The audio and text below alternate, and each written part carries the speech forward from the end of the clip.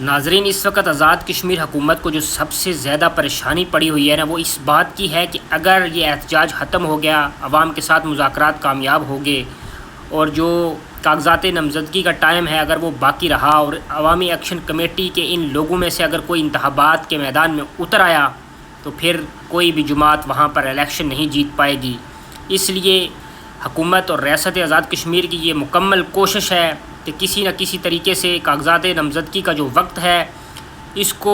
آگے نکل دینا چاہیے، تاکہ یہ وقت ہاتھ سے نکل جائے، وقت گزر جائے، اور اس کے بعد جو بھی مذاکرات ہوں، جو بھی معاملات ہوں، تو پھر تاکہ الیکشن کی طرف جائیں،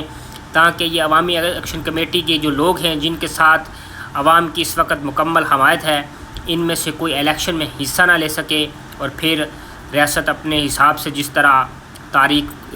گواہ ہے کئی سالوں سے جو الیکشن ہوتے آ رہے ہیں، جس طرح نتائج بدلے جاتے ہیں، جو بھی ہوتا ہے مثال کے طور پر آپ سب کو پتہ ہے کس طرح پاکستان میں کس طرح ہوتا ہے،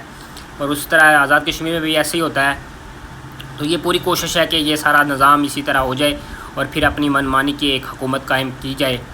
تو یہ اسی لیے زیادہ سے زیادہ اس کو ڈیلے کیا جا رہا ہے، دیر کی جا رہی ہے، ورنہ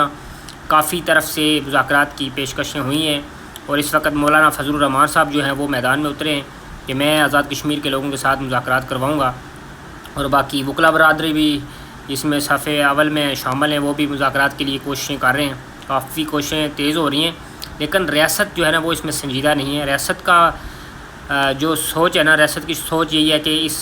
معاملے کو زیادہ سے زیادہ آگے کیا جائے، کاغذات نامزدگی کا جو وقت ہے کم از کم وہ گزر جائے، تو اس کے بعد جو ہے پھر جو بھی معاملات ہوں، مذاکرات ہوں، یا جس طرح بھی عوامی ایکشن کمیٹی کے ساتھ بات ہو، کیونکہ یہ تو ریاست کو پتہ ہے کہ ایکشن کمیٹی کے کوئی 4 لوگ تو ہیں نہیں ہیں جن کو ڈیل کرنا ہے طاقت کے زور پر یا کسی طرح۔ عوام ہے، لاکھوں کی تعداد میں لوگ ہیں، خواتین ہیں، بچے ہیں، بوڑھے ہیں، سب سڑکوں پر بیٹھے ہیں، تو کیا ان سب لوگوں کو اتنی آسانی سے ڈیل کرنا آسان تو نہیں ہے نا؟ تو ان لوگوں کے ساتھ آخر بات تو کرنی پڑے گی، معاملات طے تو کرنا ہوں گے،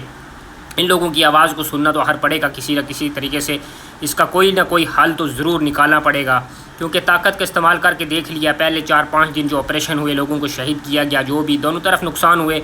تو یہ سب کچھ کرا کے دیکھ لیا ہے، اس سے بات نہیں بنی، تو اب بات اس بات پر آ گئی ہے کہ کم از کم یہ کاغذات نامزدگی کا جو وقت ہے یہ گزر جائے، تو اس کے بعد پھر اس معاملات کو دیکھا جائے گا۔ باقی آپ اس کو